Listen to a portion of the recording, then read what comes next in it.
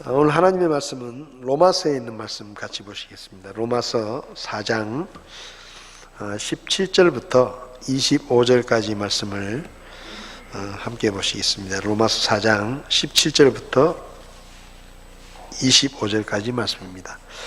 우리 한 목소리로 같이 읽도록 하겠습니다.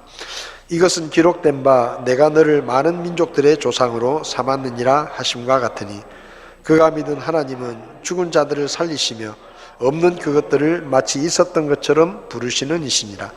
그가 바랄 수 없는 가운데 바라면서 믿었으니 이것은 내 씨가 이와 같으리라 하신 것대로 그가 많은 민족들의 조상이 되게 함이라. 그가 100세쯤 되었을 때에도 믿음이 약해지지 아니하여 이제는 죽은 자기 몸을 고려하지 아니하고 또 사라의 태가 죽은 것도 고려하지 아니하였으며 믿지 아니함으로써 하나님의 약속에 관하여 흔들리지 아니하고 오히려 믿음이 강해져서 하나님께 영광을 돌리며 그분께서 약속하신 것을 그분께서 또한 능히 이행하실 줄로 온전히 확신하였으니 그러므로 그분께서 그것을 그에게 의로 인정하셨느니라. 그것을 그에게 의로 인정하셨다고 기록된 것은 이제 그만을 위한 것이 아니요 우리가 예수 우리 주를 죽은 자들로부터 살리신 분을 믿을진데 그것을 의로 인정받을 우리도 위한 것이니라. 그분께서는 우리의 범죄로 인하여 넘겨지셨으며 우리의 칭의를 위하여 다시 일으켜졌느니라. 아멘. 잠시 기도하겠습니다. 하나님 아버지, 저희를 구원해 주시고 하나님의 백성으로 또 하나님의 자녀로 삼으셔서 아버지 하나님의 도우심과 은혜 가운데 살게 하시니 하나님 앞에 감사와 찬양을 드립니다. 우리의 삶이 주님 손에 달려있사오니 주께서 저희들을 지켜주시고 도와주시며 우리가 하나님의 자녀답게 살아갈 수 있도록 저희의 믿음 위에 믿음을 더해 주시기를 원합니다. 오늘도 주의 말씀을 함께 나눕니다. 주의 말씀이 살아있고 운동력이 있어서 우리의 심령과 골수를 찔러 쪼갠다고 하셨는데 오늘 저희가 듣는 이 하나님의 말씀이 우리에게 역사하게 하시고 고칠 것을 고치고 바로잡을 것을 바로잡으며 또 우리 마음속에 소망으로 큰 힘을 얻을 수 있도록 하나님께서 도와주시기를 원합니다. 부족한 종을 주님께서 써주시기 원하며 예수님의 이름으로 기도했습니다. 아멘. 자리에 앉으시겠습니다.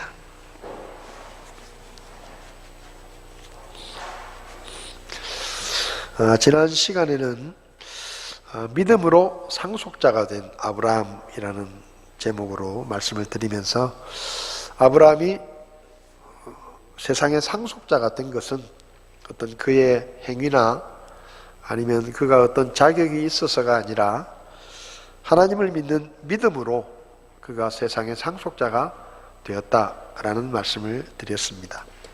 우리가 하나님의 나라를 상속받는 하나님의 자녀가 된 것 돌아보면 우리는 정말로 하나님의 자녀가 될 아무런 자격이 없었습니다.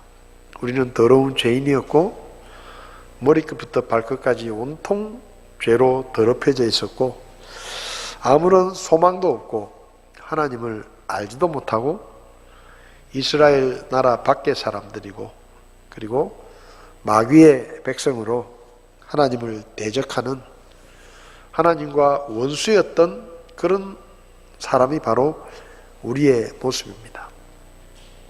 그러니까 한마디로 말하면 하나님의 나라와는 아무 상관이 없는 그런 우리들을 예수 그리스도를 믿는다는 그 믿음 하나만 보시고 하나님께서 우리를 그분의 자녀로 삼아주시고 우리에게 양자의 영을 주셔서 우리가 영원히 하나님의 자녀가 되고 장차 하나님의 나라를 상속받는다는 것을 우리 안에 계신 성령께서 친히 증언하시는 그런 상속자들이 된 것이죠.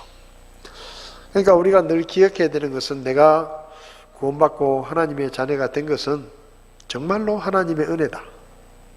그걸 늘 우리가 잊지 말아야 됩니다. 우리가 한 것은 아무것도 없는데 하나님이 다 해주셔가지고 어떤 영화배우가 이야기한 것처럼 우리는 그냥 숟가락 하나 얹었을 뿐인데 모든 은혜를 우리에게 다 주셨습니다. 그래서 하나님의 나라를 상속받는 하나님의 자녀가 되었다. 그 다음에 아브라함은 가나안 땅을 약속받고 하나님의 약속을 믿고 고향을 떠나서 가나안 땅에 왔지만 사실상 아브라함은 그 가나안 땅을 자기 땅으로 받지 못했습니다. 그 아들 이삭의 때도 마찬가지였고 야곱의 때도 마찬가지였고, 그래서 실제로 아브라함의 후손들이 가나안 땅을 자기들 땅으로 취한 것은 여호수아 때입니다. 그러니까 아브라함은 하나님의 약속을 믿고 땅을 주시겠다는 말만 믿고 약속의 땅에 왔는데 그 땅을 차지하지 못하고 그냥 여기저기 천막을 치고 이리 옮겨 다니고 저리 옮겨 다니면서 어떻게 보면 정착도 하지 못하고 서글프게 나그네의 삶을 살았습니다. 자기 고향에 있을 때는 좋은 집에서 편안하게 살았는데 하나님께서 땅을 주신다고 해서 왔는데 정작 그 땅은 주시지 않고 자기가 죽을 때까지 그저 여기저기 옮겨 다니며 천막을 치고 사는 그런 방랑자의 삶을 살았죠. 근데 아브라함이 깨달은 게 하나 있습니다. 그게 뭔가 하면 믿음으로 가나안 땅에 와가지고 하나님과 함께 하면서 하나님을 섬기면서 아브라함이 깨달은 게 뭔가 하면 하나님이 나에게 주시겠다고 하신 땅은 이 눈에 보이는 가나안 땅이지만 하나님이 정말로 나에게 주기 원하시는 땅은 이 눈에 보이는 가나안 땅이 아니라 하나님의 나라에 있는 그 땅이라는 거죠. 그걸 아브라함이 깨달은 겁니다. 그러니까 아브라함이 하나님의 부르심을 받고 땅을 약속받고 그 땅에 왔지만 실제로 그 땅을 차지하지 못하고 결국은 어떻게 보면 좋은 집 놔두고 떠나와가지고 떠내기로 그냥 뭐 여기 살다가 저기 살다가 천막을 치고 그렇게 여기저기 이사 다니면서 살면서도 아브라함에게는 소망이 있었다는 것이죠. 그 소망이 뭔가 하면 눈에 보이는 땅을 차지하는 그 소망보다 영원한 하나님의 나라를 상속받는다고 하는 그 소망이 그 아브라함에게 더 컸던 것입니다. 그래서 히브리서에는 아브라함이 바라본 것이 이 세상에 있는 땅이나 도시가 아니라 하나님께서 직접 세우신 하나님의 나라, 우리가 말하면 천국이죠. 천국을 소망으로 삼았기 때문에 아브라함은 나그네로 여기저기 떠도는 삶을 살면서도 불평하지 않고 그 삶을 믿음으로 잘 견뎠다라고 말씀하는 것이죠. 우리도 마찬가지입니다. 우리도 이 땅에 살지만 우리의 소망과 또 우리의 그 희망은 이 땅에 있는 것이 아닙니다.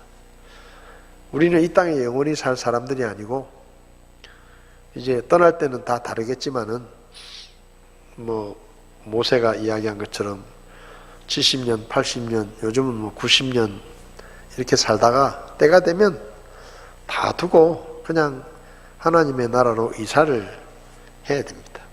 그래서 이 땅에 사는 동안에는 뭐 이 땅에 천년만년 살 것처럼 그저 이 땅에 좋은 집을 짓고 좋은 것들을 사서 모으면서 그렇게 사는 것보다 이 땅에서는 나그네로 살기에 불편함이 없을 정도로 그 정도로 살고 그리고 하나님의 나라에 보물을 쌓는 그런 믿음의 삶을 살아야 된다라는 말씀을 드렸습니다. 오늘은 이제 이 17절부터 25절까지 말씀을 보면 하나님께서 아브라함의 믿음을 평가하시는 내용이 기록이 되어 있는데 오늘 말씀의 제목을 우리의 믿음을 후히 평가해 주시는 하나님이시다, 이런 제목을 정해 보았습니다. 오늘 본문을 보면 17절은 하나님이 어떤 분이신가를 이야기하고 있죠. 그가 믿은 하나님은 죽은 자들을 살리시며 없는 그것들을 마치 있었던 것처럼 부르시는 이시니라. 한마디로 말하면 하나님은 능력 있고 위대하신 분이시다. 우리가 성경을 읽을 때 좀 조심해야 되는 게 무엇인가 하면요, 예를 들면 이런 겁니다. 여러분, 사도 바울이 위대한 것이 아니라 사도 바울을 쓰신 하나님이 위대하신 것이죠. 그러니까 아브라함이 위대한 것이 아니라 그 아브라함을 부르시고 하나님의 일꾼으로 쓰셨던 하나님이 위대하신 것입니다. 그래서 우리가 잘못하면 성경 인물들을 이렇게 살펴볼 때 우리도 다윗처럼 살아야 된다, 우리도 모세의 믿음을 본받아야 된다, 이렇게 이런 관점으로 볼 수가 있는데, 사실은 그런 관점은 조금 잘못된 것입니다. 왜냐하면 우리는 무슨 위인전을 가지고 있는 게 아닙니다. 우리는 위대하게 살았던 사람들의 생애를 본받고 싶어 하는 사람들이 아니에요. 하나님께서 다윗의 생애를, 아브라함의 생애를 성경에 비교적 자세하게 기록을 해놓은 것은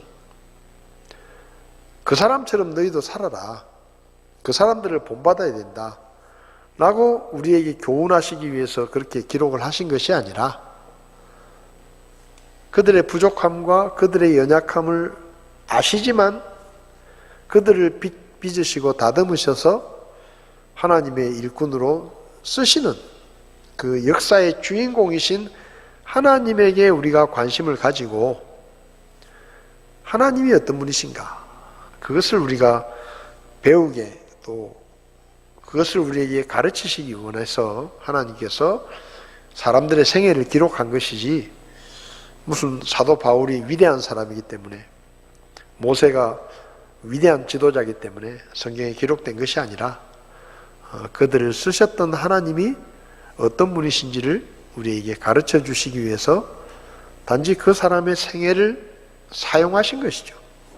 그래서 우리가 성경을 볼 때 어떤 사람의 믿음을 본받으려고 하기보다는 그들이 믿음을 가지고 있을 때 하나님께서 어떻게 역사하시고 하나님께서 어떻게 그분의 일을 이루어 가셨는가 하는 것을 우리가 보고 배우고, 또 우리의 소원은 우리를 통해서도 하나님께서 그분의 뜻을 이루어지기를 원하는 그런 마음으로 우리가 성경 인물들의 삶을 살펴보아야 할 것입니다. 그런데 오늘 본문을 보면 18절부터 말씀을 보면 이렇게 하나님께서 아브라함의 믿음을 이렇게 평가하고 계십니다. 그가 바랄 수 없는 가운데 바랐으며, 그러니까 그가 바랄 수 없는 가운데 바라면서 믿었다.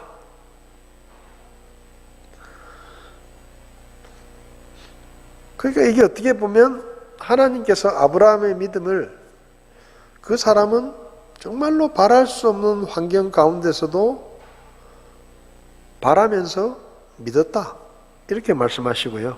그리고 19절을 보면 그가 100세쯤 되었을 때에도 믿음이 약해지지 아니하여 이제는 죽은 자기 몸을 고려하지 아니하고 또 사라의 태가 죽은 것도 고려하지 아니하였으며, 그러니까 100세쯤 되었을 때도 믿음이 약해지지 않고 자기의 죽은 몸과 사라의 태가 죽은 것도 전혀 고려하지 않고 하나님의 약속만 믿고 붙들었다, 이렇게 기록하고 있습니다. 20절을 보면 믿지 아니함으로써 하나님의 약속에 관하여 흔들리지 아니하고 오히려 믿음이 강해져서 하나님께 영광을 돌리며, 그러니까 하나님의 약속에 대해서 흔들리지 않는 믿음을 가지고 있었다. 그리고 시간이 가면 갈수록 오히려 믿음이 약해지지 않고 오히려 믿음이 강해졌다. 그래서 하나님께 영광을 돌렸다. 21절을 보면 그분께서 약속하신 것을 그분께서 또한 능히 이행하실 줄로 온전히 확신했다, 이렇게 말씀하십니다. 한마디로 말하면 이 말씀들을 다 종합해보면 아브라함은 완벽한 믿음의 사람이었다는 거예요. 흔들리지도 않고 약해지지도 않고 도저히 믿을 수 없는 상황에서도 믿고 있고 오히려 믿음이 더 강해지고 그리고 온전히 확실한 믿음. 이게 아브라함의 믿음이에요. 그러니까 이 아브라함에게 쓰여진 말들이 어마어마한 말들입니다. 전혀 흔들리지 않았다. 약해지지도 않았다. 도저히 바랄 수 없는 환경에서도 아브라함은 끝까지 하나님을 바랐다. 그리고 온전히 확신했다. 자, 그런데 우리가 성경을 알잖아요. 우리가 구약 성경을 통해서 아브라함이 어떤 사람인지를 우리가 압니다. 근데 아무리 생각을 해봐도 우리가 아는 아브라함하고 이 로마서 4장에서 하나님께서 말씀하신 아브라함하고는 이게 연결이 잘 안 돼요. 왜냐하면 하나님은 아브라함을 어마어마한 믿음의 사람으로 정말로 완벽한 믿음의 사람이라고 평가하시는데 우리가 아는 아브라함은 절대 그렇지가 않아요. 그러니까 이게 서로 매치가 안 되는 겁니다. 성경 기록을 통해서 아브라함이 어떤 사람인지 한번 대략 살펴보면 아브라함은 갈대아 우르라는 우상의 도시에서 살다가 그러니까 하나님을 믿었던 사람도 아니에요. 그러니까 75세가 될 때까지는 하나님을 알지도 못하는 사람이에요. 그런데 75세에 하나님의 음성을 듣고 하나님께서 고향을 떠나라 그래가지고 그 말씀에 부르심을 듣고 순종해서 약속의 땅으로 갑니다. 근데 저는 개인적으로 이 아브라함의 순종에 대해서 굉장한 믿음의 결단이다 그렇게 생각하지 않습니다. 왜냐하면 아브라함의 환경을 생각해 보면 예를 들어서 이런 겁니다. 아브라함의 아버지가 갈대아 우르에서 우상을 섬기고 뭐 전해오는 이야기에 의하면 우상을 만들어서 파는 그런 장사를 냈다. 그래서 꽤 돈을 많이 벌었다. 자, 그런데 이제 장사가 잘 됩니다. 우상을 섬기는 사람이에요. 그것도 이를테면 신상을 만들어서 파는 사람입니다. 근데 아들이 하나 덜컥 죽습니다. 우상을 잘 섬기면 잘 돼야 되잖아요. 그렇잖아요. 우상을 잘 섬기면 또 우상의 신상까지 만들어서 팔 정도로 우상 숭배자, 열렬한 우상 숭배자니까 잘 먹고 잘 살아야 되는데 아들이 하나 덜컥 죽어요. 아버지보다 아들이 먼저 죽는 거예요. 젊은 아들이. 그 다음에 또 다른 아들 아브라함은 결혼을 했는데 애를 못 낳아요. 그러니 이게 어떻게 보면 아브라함의 아버지에게는 굉장히 치명적인 거예요. 예를 들면 요즘식으로 이야기를 하면 아주 유명한 점쟁이가 있습니다. 근데 그 점쟁이 아들이 어느 날 교통사고로 죽었어요. 네? 그 점쟁이 아들이 교통사고로 죽었어요. 그리고는 얼마 안 있다가 그 점쟁이 아들이 결혼을 했는데 애를 못 낳아. 그 소문이 바다하게 퍼졌어요.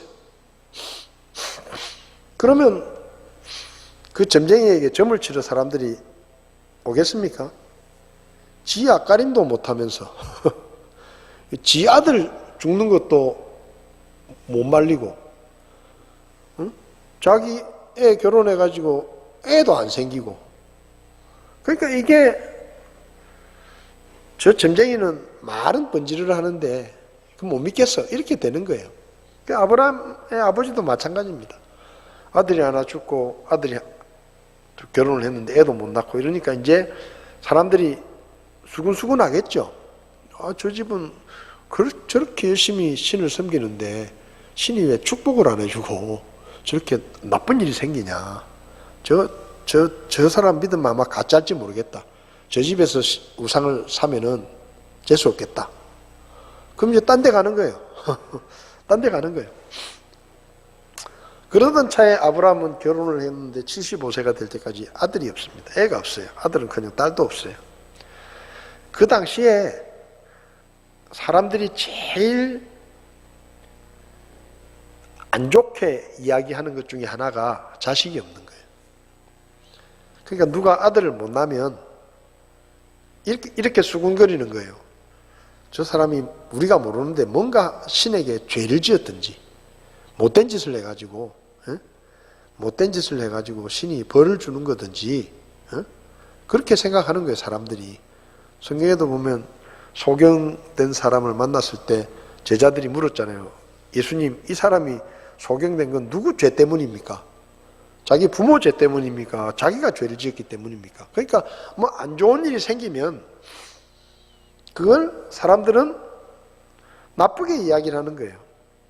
그러니까 아브라함 같은 경우도 75세가 될 때까지 아들이 없었으니까 친구들은 다 애 잘 낳고 잘 크고 잘 사는데 자기는 오랫동안 애가 없으니까 이게 이제 되게 속상하기도 하고 또 자존심도 상하고 또 친구들하고 어울리지도 못하고 뭔가 자기는 다른 친구들에게 수군거림의 대상이 되는 거죠. 그러던 차에 하나님께서 이 땅을 떠나서 내가 지시한 땅으로 가면 내가 아들 낳게 해줬구만. 그렇게 얘기하시는 거예요. 굉장히 귀가 솔깃했을 것 같아요. 그러니까 막 엄청난 믿음으로 순종을 해가지고 결단을 하고 막 떠났다기보다는 물론 그런 면도 없지 않아 있겠지만은 아브라함의 입장에서 볼 때는 뭐 돈도 있을 만큼 있고 먹고 살 만큼 있는데 자식을 낳지 못해가지고 늘 그냥 그게 자기에게 어떤 약점이고 사람들에게 인정도 못 받는 그런 부분이었는데 어느 날 하나님께서 아들을 줄 테니까 내 말 듣고 떠나라. 그리고 네 후손들로 큰 민족을 이루어주겠다. 그렇게 뭐 이야기를 하신다고 하면 갈만하지 않을까. 어쨌든 그래서 떠났습니다. 떠났는데 창세기 12장 10절을 보면 가나안 땅에 왔다가 얼마 안 돼가지고 흉년이 들었어요. 흉년이 들었는데 이 아브라함이 어떻게 하느냐. 가나안 땅에 흉년이 들었으니까 그 땅을 버리고 이집트로 갑니다. 그러니까 하나님이 주신 땅은 가나안 땅이에요. 그러면 하나님이 주신 땅이 좀 살기가 어려워지거나 흉년이 들고 좀 사는 게 힘들더라도 그래도 믿음이 있었다고 하면 그래도 여기가 하나님이 우리에게 주신 땅인데 힘들지만 뭔가 하나님께서 우리를 도와주실 것이고 우리를 지켜주실 것이고 이 땅을 우리에게 주신다고 약속하셨으니까 뭔가 이 땅에 어렵지만은 그 중에서도 하나님이 우리를 도와주실 것이고 보호해 주실 것이라고 믿고 그 땅에 머물러야 되는 거예요. 근데 아브라함은 그런 믿음이 없어요. 그러니까 그냥 흉년이 들어가지고 먹을 게 없으니까 에이, 뭐 하나님이 주신 땅이고 먹고 가네. 먹고 일단 살아야 되겠다. 그리고 이집트로 내뺍니다. 그리고 이집트에 가면서 자기 아내에게 당신이 너무 예뻐가지고 참 이해가 안 돼요. 사라도 그때 70살이 다 됐을 텐데 70살 된 사라가 얼마나 예쁘길래 그 부인을 뺏어갈 거라고 누가 자기를 죽일까 봐 그게 무서워가지고 아브라함이 시력이 안 좋았었던 것 같아.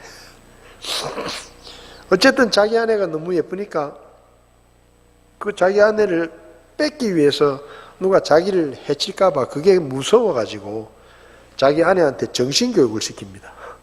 뭐라고 정신교육을 시키는가 하면 이집트에 가면 절대로 내가 남편이라고 하지 마라. 이집트에 가면 너는 내 여동생이고 나는 네 오빠다.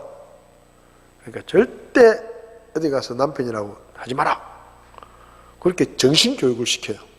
자기 부인한테. 그래서 이제 이집트로 가요. 근데 아니나 다를까 사라가 너무 예쁘니까 이집트 사람들이 사라를 보고 반해가지고 그 소문이 이집트 왕에게까지 소문이 났어요. 낯선 사람이 하나 왔는데 그 여동생이 정말로 이쁩디다.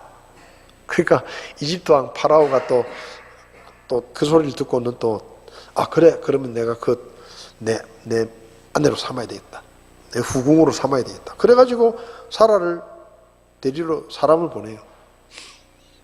근데 빈손으로 안 보내고 뭐 양도 보내고 소도 보내고 뭐 보물도 챙겨가지고 이를테면 그 사라를 사오는 거예요. 돈 주고. 오빠한테 돈 주고 동생을 사오는 거예요. 그런데 얼마나 기가 막힌 일인가 하면 지금 사라는 파라오에게 후궁이 되겠다고 팔려갑니다. 끌려가요. 끌려가면서 계속 뒤를 돌아보죠. 저놈은 남편이 말이야. 내가 지금 끌려가고 있는데도 돈이나 세고 있는 거야. 파라오 왕이 준 돈이나 세고 있는 거예요. 돈이나. 자기는 지금 막 끌려가고 있는데 이게 무슨 일을 당할지 모르는데 명색이 남편이라는 남자가 부인이 지금 끌려가고 있는데도 돈이나 세고 앉아가지고 해하고 있는 거예요. 여러분, 그게 믿음이 좋은 겁니까? 모르겠어요. 진짜 믿음이 좋아가지고 저렇게 끌려가도 하나님이 알아서 하실 거다. 저렇게 끌려가더라도 하나님이 알아서 보호하실 거고 하나님이 지켜주실 거다. 그런 아주 심오한 믿음의 뜻이 있었는지 모르겠지만 어찌됐든 자기 아내가 여동생이라는 것 때문에 이집트 왕에게 지금 후궁을 삼겠다고 끌려가고 있는데도 아브라함은 눈도 깜짝 안 하고 돈이나 세고 있는 거예요. 이렇게. 참 기가 막힌 거예요. 여러분 남편이 그러고 있다고 치면 어떻겠습니까? 마음이. 남편하고 같이 길을 가고 있는데 깡패들이 나타나가지고 그림 좋다. 그림 좋다. 예쁘네. 그리고 아내를 데리고 갑니다. 그러면서 돈을 줍니다. 야, 오늘 내가 데리고 간다. 근데 남편이 그 돈을 받고는 아이고 웬 떡이냐 이러고는 돈을 세고 휘파람을 불면서 돈을 세고 앉아있으면 여러분은 무슨 생각이 들겠어요?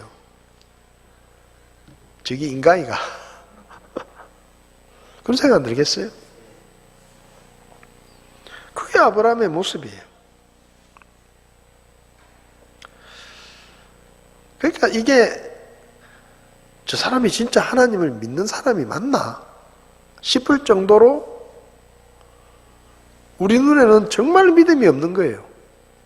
정말 믿음이 없는 사람이에요. 뭐 흉년 좀 들었다고 그 땅을 버리고 내빼지를 않나. 가가지고는 자기 아내를 자기가 죽을 게 무서워가지고 여동생이라고 거짓말을 시키질 않나. 그러니까 우리가 볼 때는 이건 참 믿음이 없는 거예요. 창세기 26장을 보면 이삭도 흉년이 들었을 때 이삭도 이집트로 가려고 남쪽으로 내려가다가 블레셋 사람들의 땅인 그랄 땅에까지 왔는데 하나님께서 이삭에게 뭐라고 말씀하시는가 하면 이 땅을 떠나지 마라 라고 말씀하십니다. 그러니까 하나님의 뜻은 뭔가 하면 아브라함도 비록 그 땅에 흉년이 들었더라도 하나님을 믿고 하나님의 도우심을 믿고 그 땅을 떠나지 않아야 되는 거예요. 그 땅에 머무르기를 하나님은 원하신 거예요. 그게 하나님이 아브라함에게 기대하신 믿음이에요. 근데 아브라함은 철석같이 그 믿음을 내버리고 그냥 주랭랑을 쳐가지고 먹고 살기 힘들다고 하나님이 주신 약속의 땅을 버리고 내뺐다 이 말이에요. 그래서 근데 그 아들 이삭은 하나님께서 이집트로 가지 마라. 여기 내가 준 땅은 이 땅이니까 이 땅에 네가 머물러라 하고 하나님이 말씀하셨을 때 이삭은 하나님의 말씀을 듣고 이집트로 가지 않고 그 땅에 머무릅니다. 그러니까 아버지보다 나아요. 아버지보다 나아요. 그 땅을 떠나지 않는 거예요. 하나님이 주신 땅을. 왜냐하면 이 땅이 하나님이 우리에게 주신 땅인데 이 땅이 좀 먹고 살기 힘들다고 어렵다고 내빼면 되겠습니까? 그렇잖아요. 우리가 믿음의 삶을 살고 있는데 교회 다니면서 신앙생활을 잘하고 있는데 교회 다니는 것 때문에 또 신앙생활하는 것 때문에 손해를 보고 여러 가지 어려움을 당하고 먹고 살기가 힘들다고 나는 이제 뭐 교회 모르겠다 하나님 모르겠다고 내팽개치고 그냥 뭐 다른 일 돈 벌려고 그냥 가는 거 그게 말이 됩니까 그게? 그러니까 아브라함은 그런 거예요. 근데 이삭이 하나님의 말씀을 듣고 그 땅에 머물렀을 때 성경을 보면 이삭이 씨앗을 뿌렸는데 하나님이 100배로 거두게 하셨다. 그런 말씀이 있습니다. 그러니까 하나님이 책임지시고 보상해 주시는 거예요. 믿음을 지키고 그 땅을 지키고 그 땅에 머물러 있으면. 근데 아브라함은 그냥 내빼버린 거예요.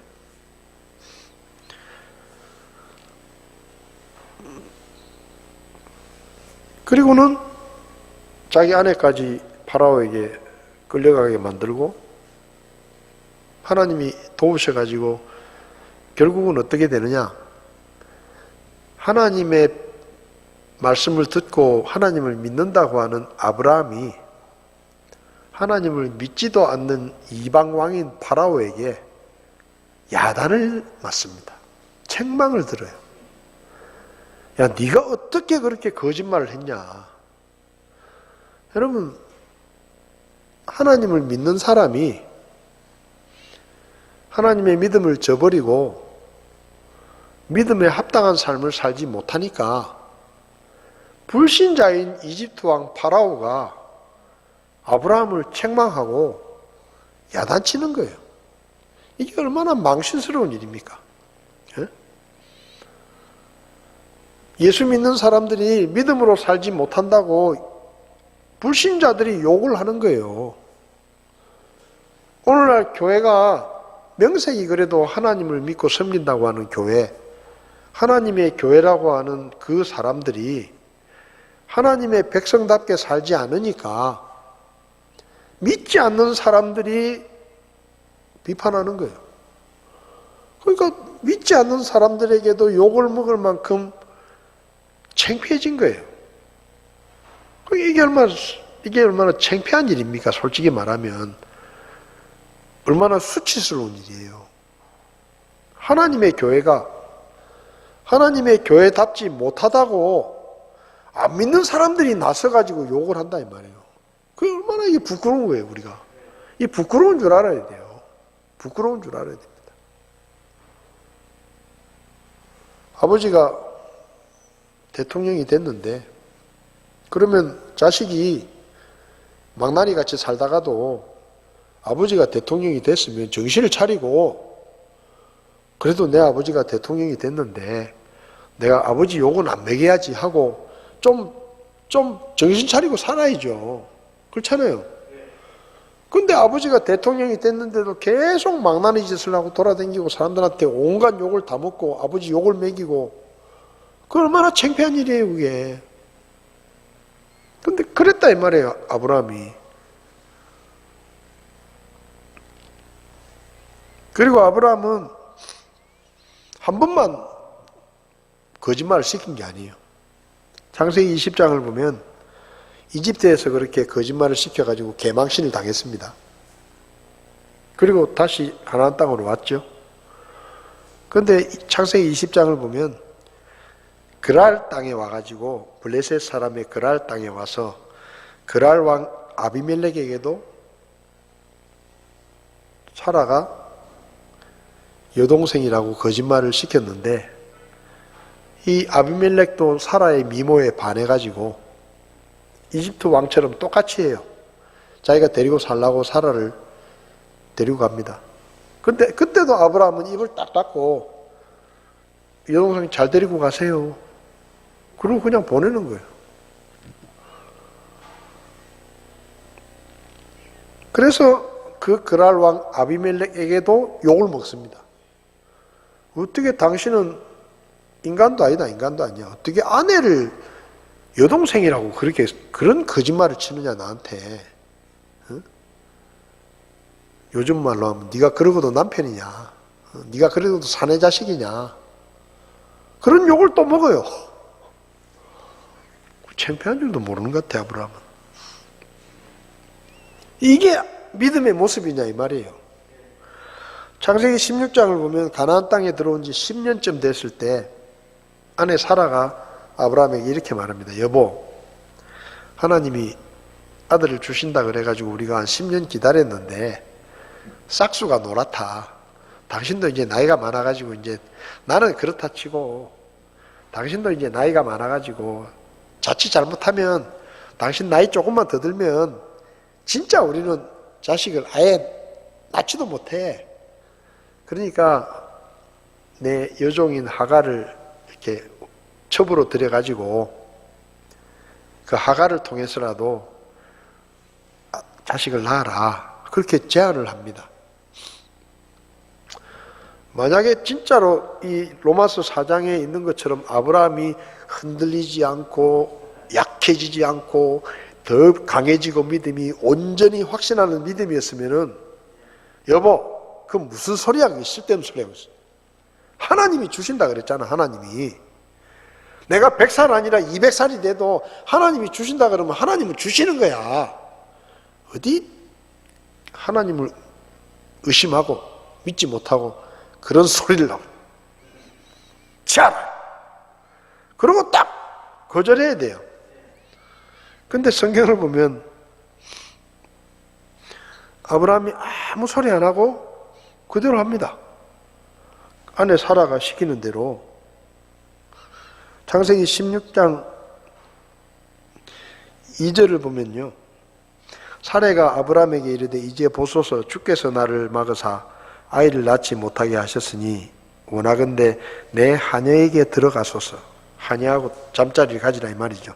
내가 혹시 그녀로 말미암아 아이들을 얻을까 하나이다 하매. 자, 사라가 지금 말을 했습니다.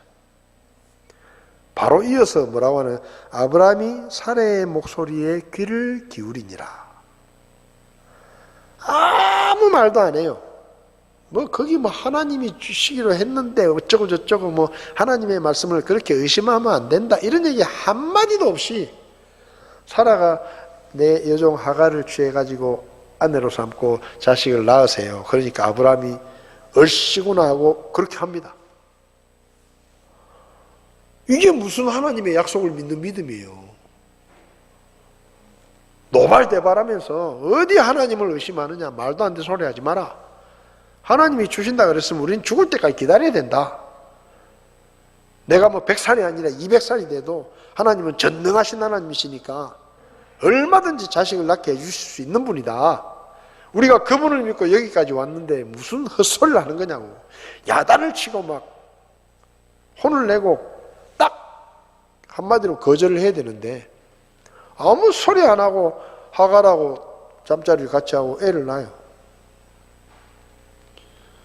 그 애 이스마엘 때문에 지금 온 세상이 시끄러운 거예요. 사실은 아람 민족들이 이스마엘의 후손들이거든요. 그 아람 민족들을 이슬람교가 생겼잖아요. 그래가지고 맨날 싸우잖아요. 종교 분쟁이 일어나가지고 이스마엘의 후손들하고 이삭의 후손들인 유대인들 유대교하고 예수님으로부터 시작된 기독교하고 이슬람교는요 앙숙이 앙숙. 지금 전 세계가 이런 골치 아픈 일이 생긴 게 아브라함 때문이에요. 사실은 아브라함이 그때 딱 잘라서 거절하고 이스마엘을 안 낳았으면 지금처럼 이렇게 골치 아픈 세계 정세가 이렇게 흔들리지 않았을 텐데. 중동 지역이 뭐라고 말합니까? 우리가 중동 지역을 화약고라 그러잖아요. 화약고. 걸핏하며 싸우는 거예요. 지금 이스라엘에 가서도 팔레스타인하고 맨날 미사일 쏘고 막 그 아랍 민족들하고 시리아하고 미사일 쏘고 공격하고 난리입니다. 난리. 그 왜 그래요? 원인을 아브라함이 제공한 거예요. 그것뿐만 아니고 자기 집에서도 자기 아내 사라하고 하갈하고 맨날 싸우고 찢고 뽑고 막 그 애 때문에 갈등 생기게 만들고 여러분, 그게 무슨 믿음의 사람이 하는 행동이에요? 창세기 17장을 보면 아브라함이 100세쯤 됐을 때 하나님께서 아브라함에게 야, 이제 네 아내 사라의 이름을 사라라고 고쳐라. 내가 이제 아들을 줄게. 그렇게 다시 이제 얘기를 하세요. 근데 성경을 보면 창세기 17장 17절에 그때 아브라함이 얼굴을 대고 엎드려 웃으며 마음속으로 이르되 100세인 사람에게 아기가 태어날 수 있다고? 90세인 사라가 아들을 낳을 수 있다고? 웃기고 있네. 그러면서 막 킥킥킥킥 웃고 있는 거예요. 여러분, 이게 믿음이 약해지지 않고 강해진 겁니까? 이게 하나님의 약속을 온전히 확신한 거예요. 난 절대 동의가 안 돼요. 이런 사람을 보고 온전한 믿음의 사람이라 그러면 우리는 양반이에요. 우리는 그래도 하나님의 말씀을 듣고 킥킥거리고 웃진 않잖아요. 목사 설교를 들으면서 아이고 웃기고 있네. 실된 소리 하고 있네. 그렇게 안 하잖아요, 우리는. 그런데 아브라함은 지금 그러고 있는 거예요. 하나님이 직접 이야기하시는데 아들을 주겠다는데 아이고 내가 100세가 됐는데 뭔 놈 아들은 아들이냐. 아이고 하나님도 웃기고 있네. 그러고 있는 거예요. 참 기가 막히는 거예요. 그런데 하나님은 이 아브라함을 뭐라고 평가하십니까? 바랄 수 없는 가운데 바라면서 믿었다. 100세쯤 되었을 때도 믿음이 약해지지 아니하고 이제는 죽은 자기 몸을 고려하지 아니하고 또 사라의 태가 죽은 것도 고려하지 않았다. 그렇게 비웃는 게 고려하지 않은 겁니까? 믿지 아니함으로써 하나님의 약속에 관하여 흔들리지 않았다. 오히려 믿음이 강해졌다. 약속하신 것을 그분께서 또한 능히 이행하실 줄로 온전히 확신했다. 절대 아니에요. 근데 하나님이 그렇게 봐주신 겁니다. 왜요? 하나님은 아브라함을 보실 때 우리처럼 이런 눈으로 보는 게 아니라 은혜와 긍휼의 눈으로 보시는 거예요. 이런 것 같아요. 우리가 이제 갓난아기가 태어나면 애가 맨날 누워만 있잖아요. 누워서 빽빽거리다가 어느 날 용을 막 쓰고 이러더니 탁 뒤집어. 그러면요, 잘했다 잘했다, 아 잘했다 잘했다, 애썼다, 막 박수를 치고 얼마나 좋아하는지 몰라. 뭐 돈 벌어 온 것도 아니에요. 그렇잖아요. 뭐 돈 벌어 온 것도 아니야. 무슨 뭐 굉장한 일을 한 것도 아니에요. 그냥 맨날 누워있다가 핵하고 한번 뒤집었을 뿐인데 막 난리가 나요. 막 전화를 해가지고 애 뒤집었다, 애 뒤집었다, 엄마 애 뒤집었다. 동영상 찍어가지고 막 보내고 막. 그러다가 뒤집어 기잖아요. 기다가 어느 날 보니까 툭 앉아있네. 그러면 또 아이고 애 앉았다고 막 난리가 납니다. 난리가 나. 정말 그렇게 큰 일을 한 것처럼 봐주는 거예요. 큰 일을 한 것처럼. 왜? 사랑하니까. 사랑하니까. 애정을 가지고 보니까. 여러분, 하나님께서 우리를 보실 때 그렇게 봐주시는 게 얼마나 다행인지 모릅니다. 얼마나 다행인지 몰라요. 예레미야가 이렇게 말을 했어요. 예레미야에 보면 3장 22절부터 23절을 보면 주의 긍휼로 말미암아 우리가 소멸되지 아니하였으니 그분의 불쌍히 여기심은 끝이 없도다. 그것들이 아침마다 새로우니 주의 신실하심이 크시나이다. 무슨 말인가 하면 내가 하는 행동대로 하나님이 나를 처분하시면 100번도 더 죽었을 텐데 하나님이 사랑의 눈으로 불쌍히 여기시는 눈으로 나를 봐주시니까 내가 오늘까지 살고 있는 거다. 그런 말입니다. 내가 한 행동으로 따지면 10번 아니라 20번, 100번도 처벌을 받고 죽었을 텐데 하나님의 은혜 때문에, 그분이 이쁘게 봐주시기 때문에. 솔직히 아브라함은 우리 눈으로 볼 때도 하나님의 믿음의 조상이라는 이름에 합당치가 않아요. 그런데 하나님은 그 아브라함을 흔들리지 않는 믿음으로 바랄 수 없는 중에 바라고 약해지지 않고 온전히 확신했다라고 봐주시는 거예요. 여러분, 그래서 우리가 하나님 앞에서 마음 편하게 자유롭게 그분 앞에 기도도 하고 예배도 드리고 믿음 생활을 하는 거예요. 왜? 그분의 은혜 때문에. 그분이 우리를 긍휼의 눈빛으로 보신다는 것을 알기 때문에. 감사하시기 바랍니다. 우리가 한 행동대로 하나님이 갚으셨으면 여러분은 몰라도 저는 이 자리에 없어요. 벌써 갔을 거예요.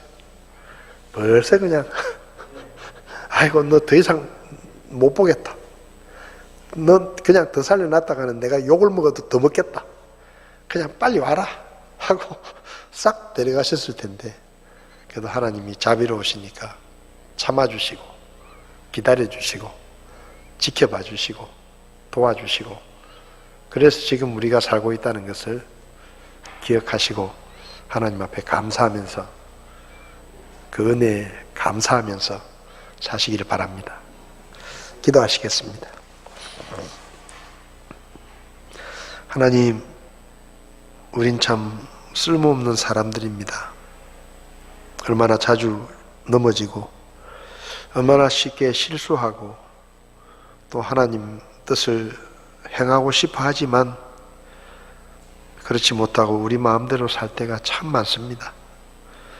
하나님이 우리가 행동하는 대로 처분하셨으면 우리는 벌써 삶의 기회를 잃어버렸을지도 모르는데, 하나님이 우리의 겨자씨만한 믿음을 흔들리지 않는 믿음이라고 봐주시고 약해지지 않는 믿음이라고 봐주시고 온전히 확신하는 믿음이라고 봐주시기 때문에 오늘까지 우리가 살아있음을 하나님 앞에 감사합니다. 주님 나라에 갈 때까지 하나님의 은혜를 늘 기억하게 하시고 고마운 마음으로 감사하는 마음으로 하나님 앞에 영광을 돌리며 최선을 다해서 믿음의 삶을 살아갈 수 있도록 저희를 도와 주시옵소서. 우리에게 오늘도 긍휼을 베풀어 주시는 하나님의 은혜를 감사드리며 예수님의 이름으로 기도했습니다. 아멘. 예배 마치겠습니다.